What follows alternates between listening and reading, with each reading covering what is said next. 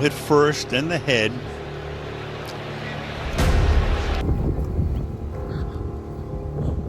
Oh, Blake, you good? Oh, my head hurts. I'm good. My bad, bro. I didn't mean to hit you that hard. You're good, you're good. Let's go, kid. No way he grabs the ball and tries it again. Oh my.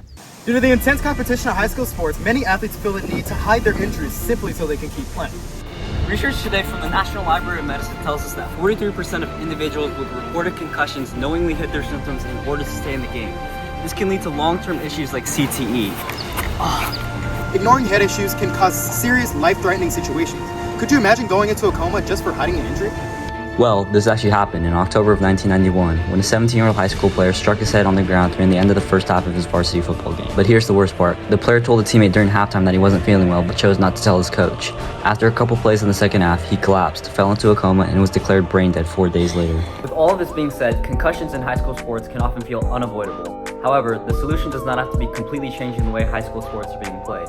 Instead, our solution is enforcing accountability from the athlete all the way to the medical professional. Our plan is to create new CIF rules which will strengthen concussion protocols by making it mandatory for an athlete to be sat out if they have any symptoms of a concussion. Here's how this would work. As soon as a player hits their head and shows any sign, slurred speech, stumbling, or even hesitation, they're immediately taken out of the game.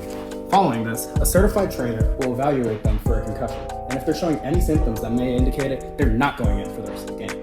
After the game, these concussed athletes will be required to follow up with a medical professional in order to get cleared, keeping them honest. Experts believe this solution will work because it prevents athletes from being able to hide their injuries and potentially get another. For instance, information published by St. Charles Healthcare argues that second impact syndrome causes the brain to swell rapidly, leading to a 50% fatality rate and 100% permanent impairment rate. This has caused to the deaths of roughly 4 to 7 high school athletes per year. By implementing these protocols into CIF-regulated high school sports, the chances of second impact syndrome will be reduced substantially, making these set of guidelines the most effective way to protect young athletes from long-term brain injury. People may argue that there are better solutions to these problems, such as mandatory high school concussion education or even improved post-concussion treatment that prevents head injuries from worsening. However, these arguments do not address the main concern that many athletes hide their injuries in order to stay in the game. Not only that, but concussion education does little to incentivize players to report concussions. Post-concussion treatment is only effective when there is an actual diagnosis. By strengthening regulations, trainers will be the ones in control, rather than having athletes come to them. Now, let's take a look at this little graph that was made by artificial intelligence. As seen here, there is alarming data that shows the higher amount of diagnosed compared to undiagnosed concussions amongst high school athletes. The only time there are more reported concussions than not is when there have already been prior head injuries, showing flaws in our preventative measures rather than rehab. Additionally, we asked Claude AI to give us a theoretical graph using statistical analysis on what would happen if we implement our solution of sidelining athletes with any concussion symptoms. The data shows that risks are nearly cut in half by keeping athletes off the court and field when there's any suspicion of concussions, alongside a shortened time to return when properly taken care of. Most of you play high school sports, and we all see scary situations with head injuries occur every single year.